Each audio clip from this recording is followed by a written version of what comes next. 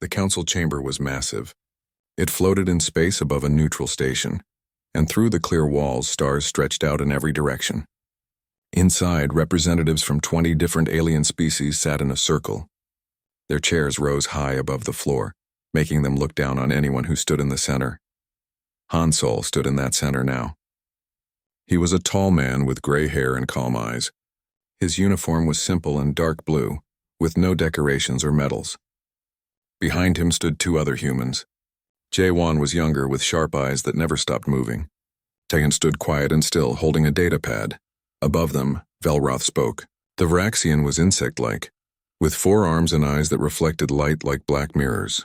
His voice came through a translator that made it sound cold and mechanical.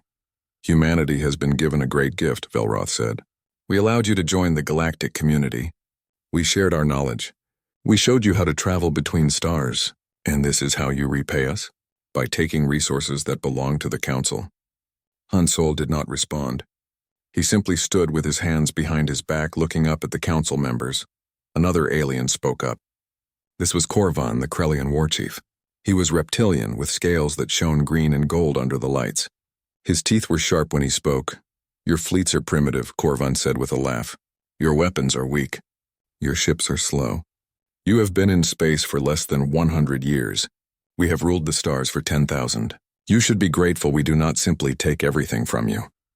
Other council members made sounds of agreement. Some clicked their mandibles. Others hissed or growled in their own languages. Jae-won leaned close to Han Sol and whispered something. Han Sol nodded slightly but did not look away from the council. Velroth raised one of his 4 arms. The chamber fell silent. The council has made its decision, he announced. Humanity will surrender 70% of all colonized worlds. You will also surrender 70% of all resources currently held in your storage facilities. Your military fleet will be reduced to 30 ships. No more, these terms are final. Final. Han Sol spoke for the first time. His voice was quiet, but it carried through the chamber. Yes, Velroth said. Final. You have 24 hours to accept these terms. If you refuse, the council will take what it wants by force. Your species is young and weak. You cannot stand against us, Korvan laughed again. I hope you refuse. My warriors need practice. Your little ships will give them something to shoot at. More sounds of amusement came from the council members. Some of them were already standing to leave, as if the matter was settled. Da-on tapped her datapad twice. She showed the screen to Han Sol. He glanced at it, then looked back up at the council. Ambassador Han Sol, Velroth said. Do you understand the terms? I understand, Han Sol said. Good. Then you will return to Earth and inform your government. 24 hours. Not 1 minute more. Han Sol took a step forward, then another. He walked slowly toward the edge of the circle, his footsteps echoing in the quiet chamber. The council members watched him. Some looked bored. Others looked amused. He stopped and turned back to face them. No, he said. The chamber went completely silent. Even the soft hum of the station's system seemed to fade away. What did you say? Velroth's mechanical voice had an edge to it now. No, Han Sol repeated. We reject your terms. All of them. Korvan stood up from his chair. His scales seemed to darken. You refuse the council? No species has ever refused the council. Then we are the first, Han Sol said. His voice remained calm, almost pleasant. You want our worlds? You want our resources? Then come and take them. The chamber erupted. Aliens shouted in dozens of languages. Velroth raised all 4 arms, trying to restore order. Korvan was roaring something about crushing humanity like insects. Han Sol turned to Jae-won. Are our ships in position? Yes, sir, Jae-won said quietly. Every fleet. Every ship. All waiting for your order. Good. Han Sol looked at Da-woon. Send the signal. Tell them we are coming home. Tell them to prepare for war. Da-yoon's fingers moved across her data pad. A moment later, she nodded. Signal sent, sir. Velroth finally managed to silence the other council members. He stared down at Han Sol with those black mirror eyes. You are making a terrible mistake, the Varaxian said. We will destroy you. Your species will be erased from the stars. Han Sol smiled. It was a small smile, barely visible, but it was there. You talk too much, he said. You have been talking for weeks now, demands, threats, warnings, always talking. We are done listening. He turned and began walking toward the exit.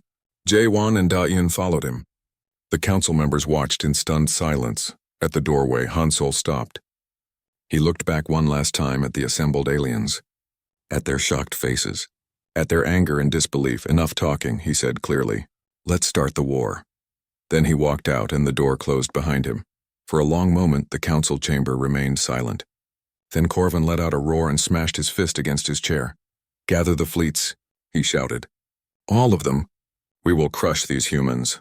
We will show them what happens when they defy the council. Other voices joined his. War cries in a dozen different languages. Calls for blood and vengeance. But Velroth did not join them. He sat very still in his high chair, staring at the door where the humans had left. Something about Hansel's smile bothered him. Something about the way the human had walked out without fear. It was the walk of someone who knew something the council did not. Outside the station, Han Solo and his team boarded their ship. It was a small vessel designed for diplomatic missions, nothing impressive to look at. As they settled into their seats, Jaewon pulled up a tactical display. It showed the positions of every human ship in known space. Hundreds of them. Thousands of them, all moving into position. They will attack within days, Jaewon said. Maybe hours. Let them, Han Solo said quietly. He was looking out at the stars. We have been preparing for this moment since the day we met them. They think we are weak. They think we are primitive. They think we are afraid. He turned to face his crew. His calm expression had not changed. They are about to learn what humanity really is. The alien fleet came out of hyperspace like a storm.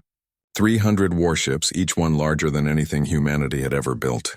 They arranged themselves in formation, blocking out the stars. Their shields glowed with power. Their weapons charged with energy that could crack planets. On the bridge of the human flagship, Admiral Tae Yang watched them arrive. He was an older man with white hair and scars on his hands from years of service. His uniform was worn but clean. His eyes were steady. Count, he asked quietly. 312 confirmed, his tactical officer replied. All council species. Krellian, Vraxian, and at least 6 others. And our forces? 60 ships in this sector, sir, Tae Yang nodded. 5-to-1 odds. Just as they had expected. Just as they had planned for. Open a channel, he said. Let's hear what they have to say. The view screen changed. A Krellian commander appeared, his scales gleaming red in the light of his ship's bridge. Behind him, dozens of crew members moved with military precision. Human vessels, the Krellian said. His voice was deep and harsh. You are ordered to power down your weapons and prepare to be boarded. Surrender now and you will be treated fairly. Resist and you will be destroyed. Tae Yang smiled. It was not a friendly smile. We decline, he said simply. The Krellian's eyes widened. Then he laughed. You decline? You have 60 ships. We have 300. Your weapons are toys compared to ours. Surrender now or die. Then I suppose we die, Tae Yang said and closed the channel. He turned to his crew. All ships execute pattern Delta, scatter and retreat. Make them chase us. The human fleet broke apart. Ships peeled away in different directions, their engines flaring as they accelerated. To the watching aliens, it looked like panic. It looked like the humans were running away in fear. The alien fleet followed. Of course they did. This was what they knew. This was how wars were fought. Chase the enemy. Corner them. Destroy them. In her fighter cockpit, Bora watched the alien ships pursuing her squadron. She was young for a squadron commander, only 28. But she had trained for this her entire adult life. Her hands were steady on the controls. Griffin Squadron, stay tight, she said into her comm. Lead them exactly where we planned. Not too fast, not too slow. Make them think they are catching us. Her squadron of 20 fighters dove toward a nearby asteroid field. The rocks there were massive, some as large as moons. Behind them, 50 alien warships followed, their weapons charging. Almost there, Bora whispered to herself. Just a little more. They entered the asteroid field at full speed. The human fighters weaved between the rocks with practiced ease. The alien ships followed, larger and slower but still confident in their superior firepower. Now, Bora shouted. The asteroids came alive. Weapons platforms that had been hidden on the rocks for weeks suddenly activated. Missiles streaked out from concealed launchers. Energy beams cut through space. Mines that looked like ordinary space debris exploded with devastating force. The alien formation shattered. Ships tried to turn, tried to retreat, but they were too close together, too focused on the chase. The asteroids that they thought were just obstacles were actually cover for hundreds of human weapons. Bora pulled her fighter around and watched as alien ships exploded one after another. Their shields, designed to stop massive energy weapons from other capital ships, were useless against the smaller, faster missiles that the humans used. Griffin Squadron, attack pattern Omega, she ordered. Her fighters dove back into the chaos, their own weapons adding to the destruction. Across the battlefield, Captain Hyun-woo watched from his frigate. He had positioned his small ship in the shadow of a large asteroid, powered down to minimum levels. Invisible to enemy sensors. Sir, the trap is working, his sensor officer said. Enemy casualties at 23% and climbing. Good, Hyun-woo said. He was a quiet man who had served on merchant ships before joining the military. He knew how to wait, how to be patient. Bring us around. Target their command ship. His frigate emerged from the asteroid's shadow along with 12 others. They had been waiting there, silent and hidden, while the enemy focused on the apparent retreat. Now they struck at the alien fleet from behind. The human ships were small, but their weapons were precise. They did not try to fight the big alien warships head-on. Instead, they targeted engines and sensors. They aimed for communication arrays and weapon systems. They fought like hunters taking down prey much larger than themselves. The alien commander tried to reorganize his forces, tried to fall back into defensive formation, but his ships were scattered now. Some were damaged. Others were trying to escape the asteroid field. His carefully planned attack had turned into chaos. Back on his flagship, Admiral Tae-yang watched the tactical display with satisfaction. The red dots representing enemy ships were disappearing one by one. His own forces, shown in blue, danced around them like wolves around a herd. Casualty report, he ordered. We have lost 4 fighters and 1 corvette, the tactical officer replied. Enemy losses are at 94 ships confirmed destroyed, another 47 damaged, almost half the alien fleet. Gone in less than an hour. The remaining alien ships were retreating now. Really retreating this time. Not the fake retreat the humans had performed. They jumped to hyperspace in small groups, abandoning their damaged comrades. Tae-yang let them go. There was no point in chasing. The message had been sent. Open a channel to Earth, he said. Secure channel, command frequency. A moment later, Han Sol's face appeared on the screen. The Supreme Commander was in his office on Earth, but he looked as calm as ever. Report, Admiral, Han Sol said. First engagement complete, sir, Tae-yang replied. Enemy force of 312 reduced to 171. They have withdrawn. Our losses are minimal. Han Sol nodded slowly. They will be confused now, angry. They expected an easy victory. Instead, they lost nearly half their attack force. Yes, sir. What are your orders? Continue as planned. Do not give them time to think. Do not let them regroup. Hit them again. And again. Make them question everything they thought they knew about warfare. Understood, sir. Han Sol leaned forward slightly. Admiral, they will send more ships. Many more. This was just their first wave. The real test is coming, Tae-yang smiled. Then we will be ready for them, sir. We have been ready for a very long time. The channel closed. Tae-yang turned to his crew. All ships, form up. We move to the next sector in 1 hour. I want damage reports and resupply completed before then. The enemy will be back, and when they come, they will be angry. Sir, his tactical officer asked, do you think they will change their tactics? Tae-yang considered the question. No, he said finally. They have fought the same way for thousands of years. Big fleets. Direct assaults. They will do what they have always done. They will send more ships and expect to win through numbers. And we will keep beating them? We will keep teaching them, Tae-yang corrected. Teaching them that warfare is not about who has the biggest fleet. It is about who adapts fastest, who thinks differently, who is willing to do what the enemy does not expect. He looked out at the debris field that had been an alien fleet. Ships that had been built over decades, crews that had trained for years. All gone because they fought the way they always fought. Humanity had spent centuries fighting wars on Earth.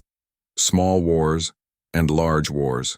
Wars with primitive weapons and wars with advanced ones. Humans knew how to fight when they were outnumbered, when they were outgunned, when victory seemed impossible. The Council was about to learn what that experience meant. The Council war room was deep inside their largest station. Screens covered every wall, showing battles across dozens of systems. Red lights blinked where human forces had struck. Blue lights showed council fleets. There were far too many red lights. Velroth stood at the center, his forearms gesturing at different displays. His voice was no longer calm and measured. It was sharp with frustration. "Explain this to me," he demanded.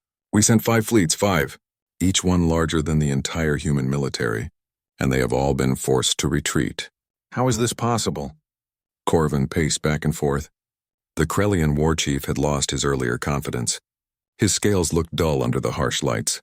"They do not fight like anyone we have ever faced," he said. "They do not meet us in open battle. They hide, they ambush. They strike at our supply lines instead of our warships. This is not honorable combat." "Honorable or not, it is working," Velroth snapped. "Our losses are mounting. Theirs remain minimal. We need a new strategy." "We should lay siege to their colonies," Corvin suggested. "Surround them. Cut them off. Force them to surrender or starve." "Do it," Velroth ordered. 3 days later, council fleets moved to blockade 5 human colony worlds. They formed tight defensive spheres around each planet. No ship could get in or out, or so they thought. In the darkness between stars, Captain Subin watched the blockade from her stealth ship. The vessel was small, barely larger than a fighter, but it was invisible to every sensor the council possessed. Subin was thin and quiet, with sharp eyes that missed nothing. She had spent 2 years testing this ship before the war began, learning its limits, understanding what it could do. "Supply convoy approaching," her co-pilot whispered. 6 freighters, 3 escort vessels." "Mark them," Subin said. Her fingers moved across the controls. A targeting laser, invisible and undetectable, painted each ship. Information was transmitted back to waiting human forces. Targets marked. Moving to next convoy route. This was the new pattern. Human stealth ships slipped through council space like ghosts. They found supply convoys. They located fuel depots. They mapped communication relays. And then other human forces struck fast and hard before disappearing again. The council fleets blockading human worlds soon found themselves running low on ammunition. On fuel, on food. Their mighty warships became floating prisons for their own crews. On Earth, Han Sol met with his advisors in a secure conference room. Jaewon was presenting the latest intelligence reports. "The blockades are failing," Jaewon explained. 3 have already withdrawn. The other 2 are requesting emergency resupply.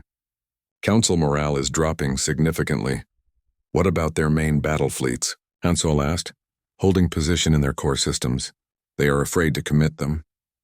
"Afraid of losing more ships?" Han Sol nodded. "Good, fear is useful. It makes people think. Makes them question their assumptions." Diane spoke up from her position at the table.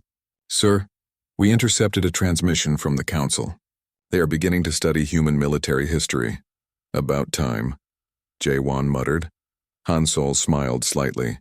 "What did they find?" "Everything," Daon replied. "They are going through our historical databases, reading about Earth wars, ancient wars, modern wars. They are starting to understand that warfare is not just something humans do. It is something humans have been perfecting for our entire history." Back in the council war room, Velroth was reading those same reports. His black mirror eyes scanned through files on human conflicts.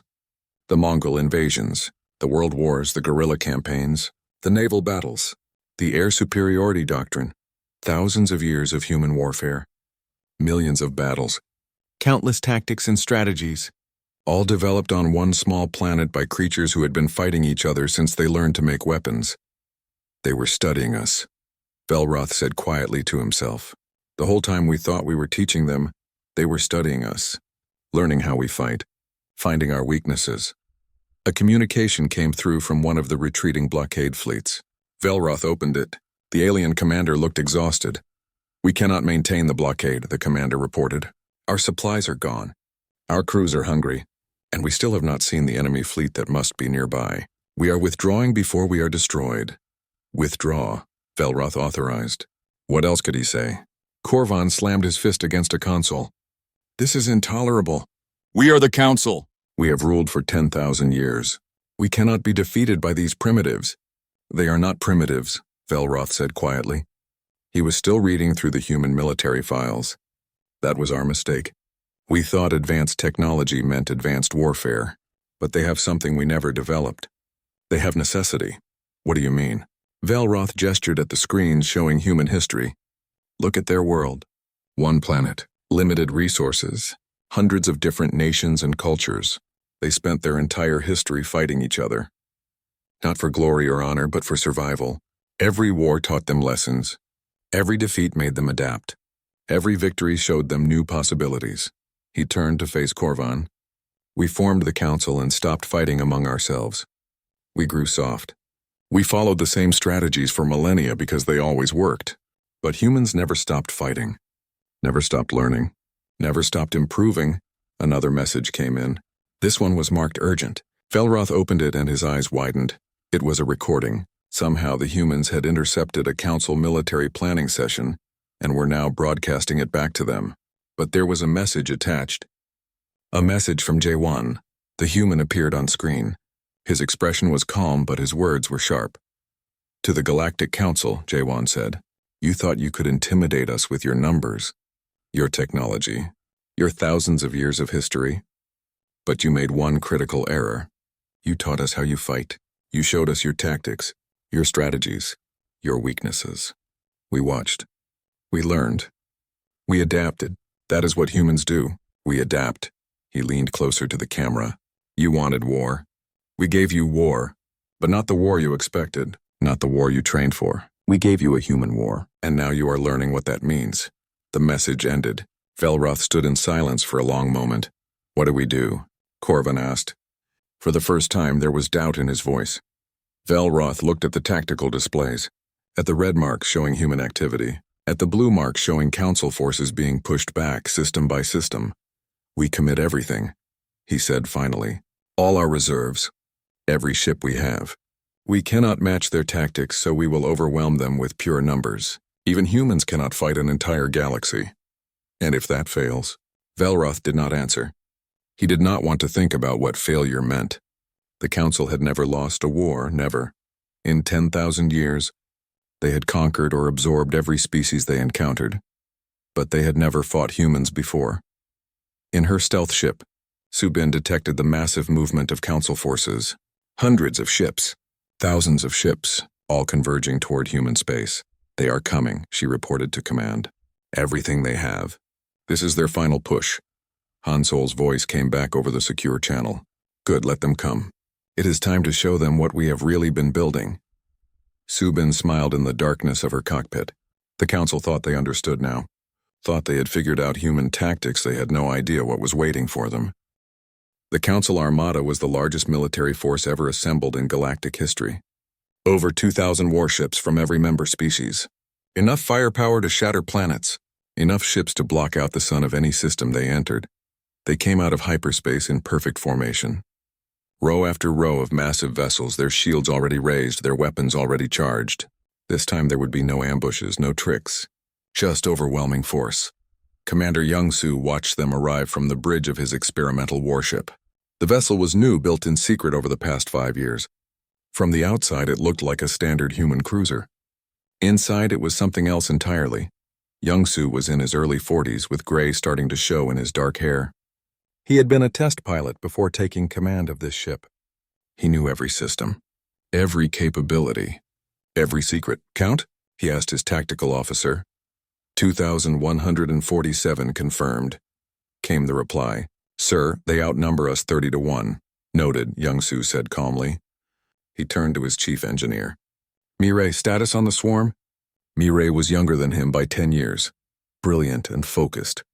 She had designed most of the systems on this ship. Her fingers flew across her console. All drone systems green, she reported. Quantum network is stable. AI coordination is at full capacity. We can launch whenever you're ready. Not yet, Young-Soo said. Let them get closer. Let them think they have us. The Council fleet advanced slowly, maintaining their tight formation. They had learned from their earlier defeats. No more rushing forward. No more breaking ranks to chase fleeing enemies. This time they would be disciplined. Velroth watched from his command ship in the center of the formation. Everything about this attack had been carefully planned. They would advance together, fight together, win together. The humans could not possibly stand against this much firepower. All ships prepare to fire, he ordered. Target the human vessels. We end this today. Young-Soo saw the energy reading spike across the enemy fleet. thousands of weapons charging simultaneously. "Now, Mireille." "Launching," she said, and pressed a single button. The human ship opened. Not just one bay, but dozens of them. Hundreds of small objects shot out into space, spreading in every direction. They looked like missiles at first. Then they began to move independently with intelligence and purpose. Drones, thousands of them. Each one the size of a fighter, but faster, more agile, and coordinated by quantum-linked AI that allowed them to act as a single organism. And that was just from one ship. Every human vessel in the fleet did the same. 70 ships each releasing their swarms. Within seconds, there were over 300,000 drones filling the space between the two fleets. "Attack pattern Alpha," Young-Soo ordered. "Overwhelming force." The drones swarmed forward like a storm of metal and fire. They moved in coordinated waves, each wave striking a different part of the Council formation. They did not have powerful weapons. They did not need them. They had numbers and intelligence. The Council ships opened fire, their massive weapons designed to destroy other capital ships. But the drones were too small, too fast, too many. For every dozen destroyed, 100 more took their place. And they learned. The AI controlling them adapted with each passing second, finding weaknesses in the enemy defenses. Velroth watched in horror as his perfect formation fell apart. Ships were swarmed by hundreds of drones each. Their shields, designed to stop massive energy blasts, were useless against thousands of small impacts. Their weapons could not track targets that moved so quickly and unpredictably. "All ships fall back," he ordered. "Retreat and regroup." But the drones followed. They pursued the retreating ships like predators chasing wounded prey. And they kept learning, kept adapting, kept finding new ways to break through defenses. On his ship, Young-Soo watched the tactical display with satisfaction. The red dots representing Council ships were being surrounded by blue clouds of drones. One by one, the red dots began to disappear. "Sir, we are receiving a transmission," his communications officer said. "It's from one of the Council ships. They are requesting permission to board." Young-Soo raised an eyebrow. "To board us? Are they surrendering?" "No, sir. They think they can win if they take our ships in close combat. They are sending boarding parties." Young-Soo smiled. "Let them try. Alert Commander Dong-hyun. Tell him he has incoming guests." Deep in the ship, Dong-hyun received the alert. He was a large man, built like a fortress with scars from years of combat training. Around him, his Marine squad prepared their equipment. They wore powered armor that made them stronger and faster than any unaugmented being. Their weapons were designed for ship-to-ship combat, and they had trained for this exact scenario hundreds of times. "Enemy boarding craft detected," the ship's AI announced. "Breaching in Section 7. "Let's go," Dong-hyun said. His squad moved through the corridors with practiced efficiency. They reached Section 7 just as the alien boarders cut through the hull. The aliens came in fast, expecting to overwhelm the crew. They were Krellian warriors, the finest soldiers the Council had. Big, strong, and experienced in combat. They lasted less than 2 minutes against Dong-hyun's Marines. The powered armor made the humans stronger. The training made them faster. The experience made them deadly. The aliens never had a chance. Section 7 secured, Dong-hyun reported. All enemy boarders eliminated. No casualties on our side. Similar reports came in from other human ships. Every boarding attempt was repelled. Every alien squad was defeated. In the Council war room, the remaining leaders watched the battle unfold with growing desperation. Their greatest fleet was being torn apart. Their best soldiers were being defeated. Nothing was working. Korvan stood at the tactical display, his hands gripping the edge so hard his claws dug into the metal. He had led the charge for this war. He had promised victory. He had been so certain. "We must negotiate," one of the other council members said, "before we lose everything." "No," Korvan roared. "I will not surrender to these primitives. Send more ships. Send everything." "There are no more ships," Velroth said quietly. "This was everything. This was our last chance. And we are losing. Then I will go myself," Korvan declared. "I will lead the final assault personally. I will show these humans what a true warrior can do." Before anyone could stop him, Korvan left the war room. He boarded his personal warship, rallied what remained of his fleet, and charged directly at Young-Soo's vessel. Young-Soo watched the Krellian command ship approach. It was massive, powerful, and heading straight for him. "He's trying to ram us," Mireille said. "No," Young-Soo said. He's trying to prove something. Show that courage and honor matter more than technology. Focus all drones on that ship. Take it down. The drones swarmed Korvan's ship like flies on meat. They hit it from every angle, overwhelming its defenses through sheer numbers. The great warship's shields flickered and failed. Its armor cracked. Its engines died. Korvan's last transmission was a war cry in his native language. Then his ship exploded in a ball of fire that could be seen across the battlefield. The remaining council ships stopped fighting. They simply stopped. Without orders, without coordination, they just drifted in space, waiting. In the war room, Velroth stared at the display showing where Korvan's ship had been. The Krellian had been his rival for years. They had disagreed on nearly everything. But he had been brave. He had believed in the Council's superiority until the very end. Call for a vote, Velroth said quietly. We must decide if we continue this war or seek peace. The vote was quick. 7 members voted to seek peace. 5 voted to continue fighting. It was enough. Velroth composed a message to the humans. His hands, all 4 of them, shook slightly as he typed. To the human leadership, the message began. The Galactic Council requests an immediate ceasefire and wishes to discuss terms for peace. We acknowledge that we underestimated your capabilities. We are prepared to negotiate in good faith. He sent the message and waited. In the silence of the war room, surrounded by displays showing the destruction of their fleet, the council members waited to see if humanity would show them mercy, or if the war would continue until the council was completely destroyed. When humanity's leader said, "Enough talking, let's start the war," the neutral space station looked the same as it had 2 months earlier. The same walls, the same stars visible through the windows, the same council chamber, but everything else had changed. Hansol walked through the corridors with Jaewon and Dawon beside him. Behind them came an honor guard of human marines in full-powered armor. The message was clear. Humanity came from a position of strength. They entered the council chamber. It was different now. The high seats where the aliens had looked down on them were empty. Instead, a simple conference table had been set up in the center. Equal seating for everyone. Velroth was already there, along with representatives from the other council species. They looked tired, defeated. Some of them could not meet Hansol's eyes. Ambassador Hansol, Velroth said formally, "Thank you for agreeing to meet with us." Hansol nodded and took his seat. Jaewon and Dawon sat on either side of him. A young diplomatic aide named Seojun took the seat behind them, ready to take notes. "You requested this meeting," Hansol said. "I am listening." Velroth's forearms moved in what might have been a gesture of submission. "The Council acknowledges that we were wrong. We underestimated humanity. We were arrogant and foolish. We ask for peace, peace," Hansol repeated. "That is interesting. 2 months ago you demanded our surrender. You wanted 70% of our territory. You threatened to destroy us if we refused. Now you want peace." One of the other council members, a tall insectoid creature, spoke up. "We made mistakes. We are willing to make amends. What are your terms?" Hansol gestured to Jaewon, who pulled up a document on his tablet and projected it onto the table for everyone to see.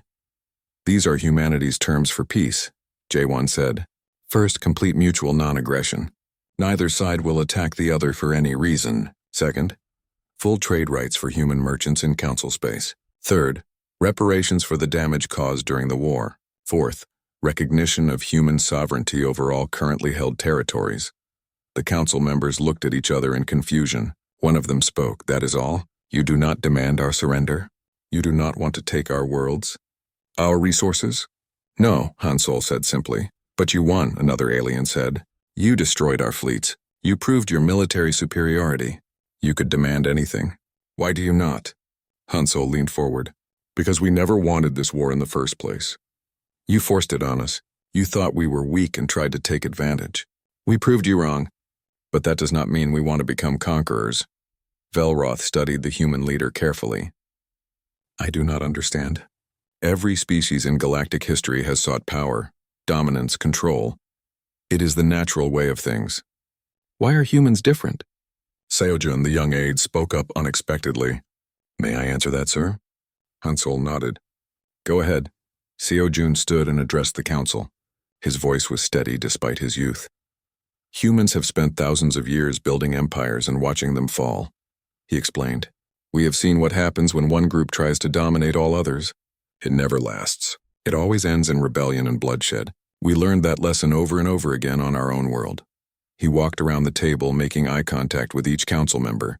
What we want is peace through strength, not domination. We want to be strong enough that no one dares attack us, but we do not want to rule over others. That is not victory. That is just setting up the next war. He returned to his seat. The council members sat in silence, processing this idea. Da-Yun added her own contribution. We also want you to know something else. We could have targeted your home worlds. We had the capability. Our stealth ships mapped every major population center in council space. We could have destroyed them at any time. She paused to let that sink in. But we chose not to. We fought your military. We destroyed your fleets. We defeated your soldiers. But we never once targeted civilians. We never threatened your people. Because that is not who humans are. One of the council members made a sound that might have been awe or fear. You had us at your mercy and showed restraint. Why? Because mercy is strength, Hansel said. Anyone can destroy. It takes real strength to show restraint. To win, and then offer peace instead of revenge. He stood and walked to the window, looking out at the stars. We proved we can fight. He continued. We proved we can win. Now we want to prove we can coexist. That we can trade. That we can share knowledge. That we can be neighbors instead of enemies. Velroth stood as well. The council accepts your terms, he said formally. All of them. We will sign the treaty immediately. There is one more thing, Jaewon said. We propose a defensive alliance. If any external threat attacks the council, humanity will assist in the defense. In exchange, the council will do the same for human worlds. The council members looked at each other in surprise. Then one by one they nodded. Agreed, Velroth said. The council would be honored to have humanity as an ally. The treaty was drafted quickly. Both sides signed it with formal ceremony. When it was done, the council members began to file out of the chamber. Velroth lingered behind. When only he and Hansol remained, he approached the human leader. May I ask you something personal? The Vraxian asked. Of course. Did you plan this from the beginning? When you first met the council, did you already know it would come to war? Hansol smiled. It was that same small smile from 2 months ago. We prepared for every possibility, he said. We hoped for peace. We planned for war. We built our fleets in secret. We developed our tactics. We studied your military history and found your weaknesses, all while pretending to be grateful students learning from the wise council. He turned to face Velroth directly. You chose to make demands. You chose to threaten us. You chose war. We simply chose to win it. Velroth was quiet for a moment. Then he made a gesture of respect with all 4 arms. I understand now why we lost, he said. We thought we were fighting a war. You were teaching a lesson. Exactly, Hansol agreed. And now that the lesson is learned, we can move forward. As allies, as partners, as equals. They shook hands, or the equivalent with Velroth's multiple limbs. Then the Vraxian left. Hansol stood alone in the council chamber for a moment, looking at the table where the treaty had been signed. Jaewon and Da-Un came back in. It is done, sir, Jaewon said. We have peace. Yes, Hansol agreed. Peace that will last because it was earned, not demanded. They respect us now. They fear us a little. But more importantly, they understand us. Do you think there will be more challenges? Da-Un asked. Other species who might test us? Perhaps, Hansol said. But now the word will spread. The council attacked humanity and lost. Other species will think carefully before making the same mistake. They walked toward the exit together. Outside, the human fleet waited in formation. Powerful, ready, but at peace. As they boarded their ship, Seojun asked a question. Sir, if you knew we could win, why did you offer such generous terms? We could have demanded much more. Hansol settled into his seat as the ship prepared to depart.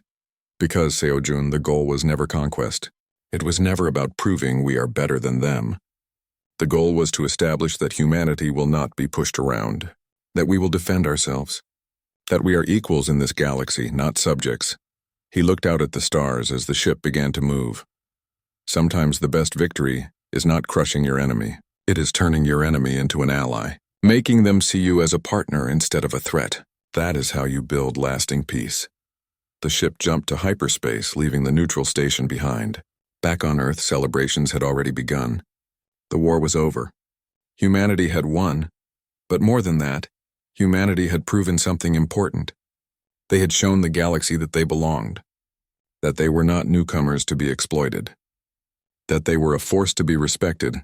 The Council had asked for war, expecting an easy victory. Instead, they got a lesson in what it meant to fight humans, a lesson about adaptability, about innovation, about the difference between having powerful weapons and knowing how to use them. They had learned that warfare was not about size or age or tradition.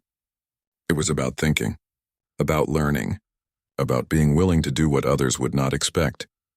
And they had learned that humanity, despite being young by galactic standards, had been perfecting the art of war for thousands of years, that every conflict in human history had taught lessons, that every defeat had led to adaptation, that every victory had led to new strategies. The Council thought they were starting a war. Humanity knew they were teaching a lesson. They asked for war.